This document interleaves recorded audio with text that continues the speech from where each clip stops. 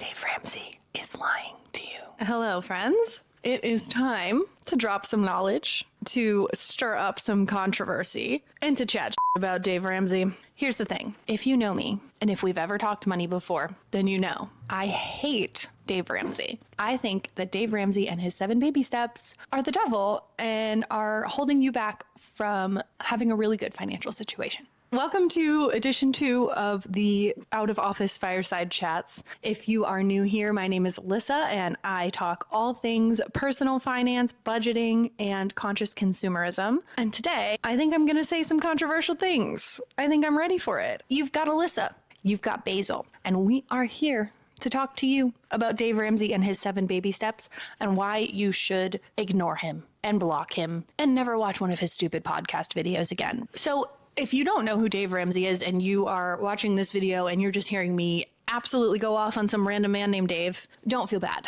Don't think that I'm a mean person. I'm not a mean person. I just think that Dave Ramsey is a snake oil salesman and he is selling a philosophy that has not worked, has not provided the success that it promises to, probably in decades. And Dave Ramsey, a man who has made most, if not all of his fortune from real estate and snake oil sales, is telling you to do these 7 things to, I believe, build financial freedom. If you hear someone say that, just run the other way. It's like such virtue signaling and it's so not accurate or fair, and it's not a term that means anything. Regardless, let's walk through the 7 baby steps, and then I'm going to tell you why you should fully ignore them. So I have them up on my computer here, and I will walk through them, but I think first I'm going to talk about my experience and my history with Dave Ramsey. When I was in high school, back in the day, I was in what they called the Finance Academy. So this is like a magnet program to bring people from around our district into a new school, a new high school. They put together different academies to provide specialized learning. So we had STEM, criminal justice, health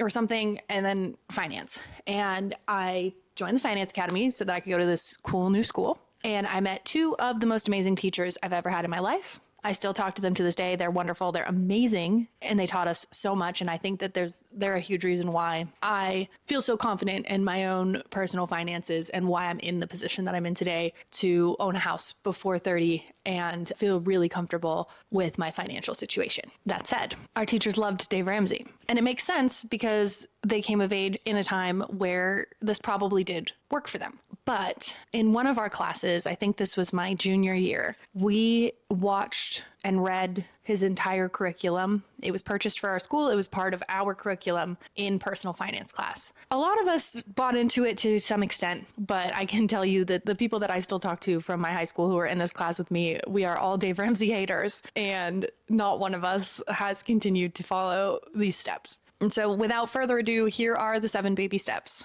Step number 1 is to save $1,000 for your starter emergency fund. That's all you get. You get $1,000 in case anything bad happens, in case you lose your job. That's it. You get $1,000 and that is your starter emergency fund. I don't know about you, but $1,000 would not cover 1 month of my mortgage by a long shot. 6 years ago, when I had just graduated college, that wouldn't have covered a month's rent, food, anything like that. So Dave Ramsey says that's what you get when you first start these baby steps, and we move on to number 2. Baby step number 2 is paying off all debt other than your home using the debt snowball. This is probably the baby step that I have the most issue with on its own. I have a ton of issues with the way that it's structured, and how this is number 2 makes no sense to me. And in his philosophy, in his own words, these are discrete steps. So you don't get to do anything after baby step 2 until baby step 2 is done. So if you have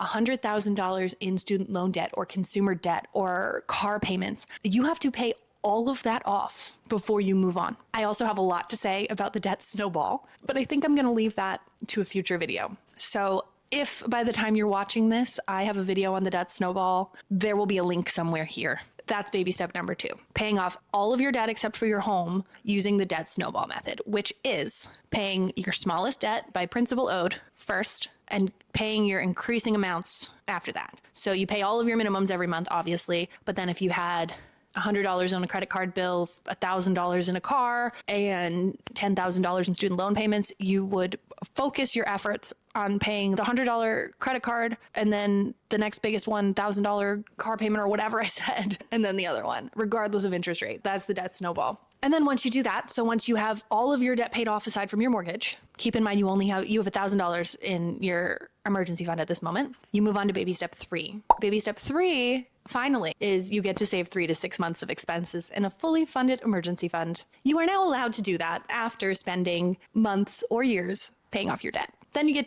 to make an emergency fund. Huge. Okay. I don't have any problems with this 3 to 6 months of expenses in an emergency fund. I have a 6-month emergency fund and I think that's important. But this is baby step 3, after all of your debt. So you've done these 3 things. And importantly, again, per Dave, you cannot contribute to any of the latter baby steps or do anything basically while you are moving through these baby steps. His philosophy and a big famous quote of his is you should not set foot into a restaurant while you're completing the baby steps.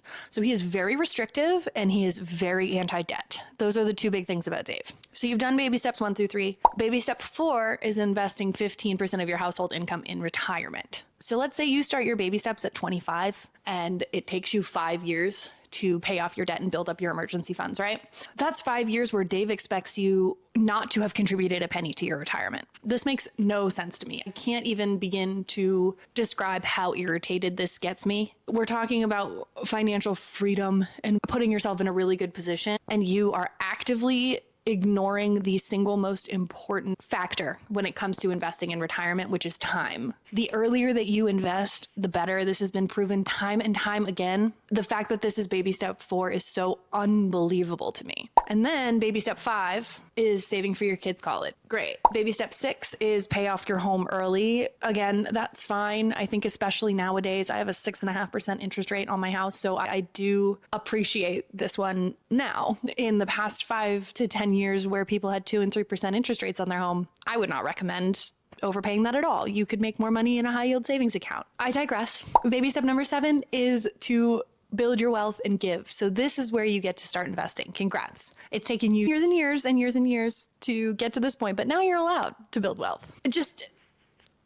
the timing here, the implication of only having $1,000 in savings while you tackle what could be 6 or 7 figures in debt is just so astounding, and is asking for you to take on more debt really is the only way that I can explain this. Is if you only have $1,000 and you're paying off your debts and literally anything happens, you're done. $1,000 is gone, and you've probably had to take out a loan to cover whatever unexpected expense kicked your butt. So this is a long-winded way of me going through the baby steps and telling you that I think Dave Ramsey is the devil. Oh, actually, rewind. Know how I talked about how Dave Ramsey is anti-debt? Another huge thing for him is he does not believe that you should ever have a car payment. You should always pay cash for a car. The way that this works for him in his mind is you buy a clunker, right? You buy a $2,000 car. I don't even know if you can get those anymore. And as you're driving this $2,000 car, you're putting away $100 or $200 a month or whatever it is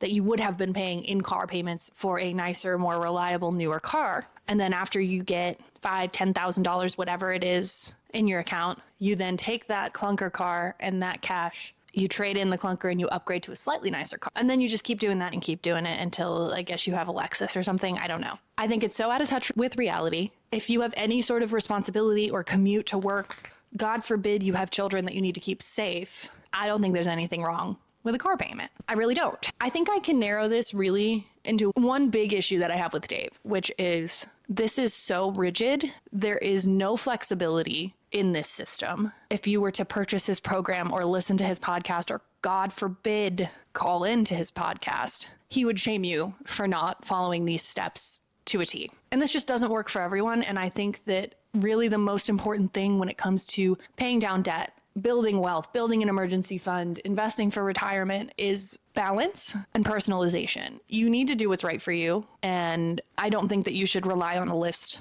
to decide where your money goes. So for me, I have student loan debt. It's almost gone. I've been out of school for 7 years. I didn't have too much going into my post-grad life, my professional life, but I had a good amount, and I continued paying through the COVID pause on the interest rates, which was such a blessing. I think I saved thousands of dollars doing that. But then a couple years go by and I realized, wow, I have 2.5, 3, 4, 5% interest rates on my student loans. Why would I pay these off early? So now I pay the minimum payment, and I will until that loan is gone, even though I think I have $1,200 left. And I probably, if I put my mind to it, could pay that off in a month or two. I have a 6.5% home loan. My husband has 7+% student loans. My high yield savings account makes 4%, and the stock market historically makes more than 2.5 or 3% a year. So my student loans are at the bottom of my list for paying off. But if I were following Dave's steps, that would be number one. Another thing, I think that if you work at a job that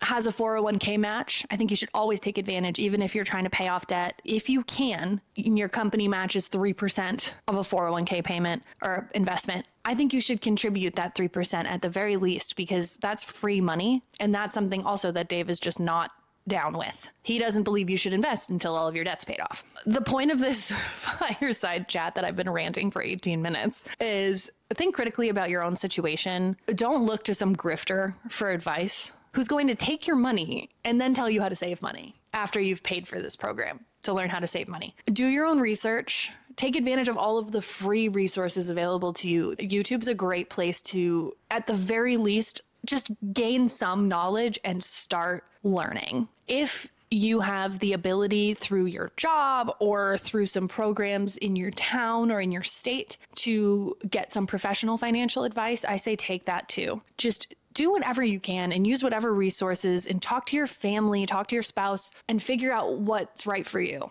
Don't listen to Dave. Everybody needs more than $1,000 in an emergency fund if you can swing it. I know that's a really hard thing to do nowadays, but don't put 1,000 and call it done. Just do what you can and do what's right for you. And to whatever extent you can, even if it's $10, $20, $30 a month, try and invest in some index funds or some ETFs or some bonds to just start working towards your future, because we live in a society where retirement is no longer an inevitability, and I don't think it's a plausibility. I think at best it is a possibility. So let's try and do everything we can to make it happen for us. And I hope that this channel becomes a place where we can talk about different ways to do that and talk about how to be a really good steward with your own money, be a conscious consumer, understand where your money is going and what value you are getting from the things you're purchasing, and just a community where we can talk through maybe some potentially tough decisions, or you can just get some support around your money decisions. So if you've made it this far, thanks for listening to my rant and fireside chat / out of office chat number 2. Leave a comment if you have any experience with Dave Ramsey and the baby steps. And honestly, if you disagree with me, if you're a Dave Ramsey stan, go off in the comments, because really everything that I just said at the end of this video is if it works for you, then awesome, and continue to do it. So if Dave Ramsey works for you, then I love that. And I'm so happy. And I just hope that you didn't pay him to get the advice to get you there. But if you did, that's okay. So thanks for watching, and I will see you in the next one. Bye.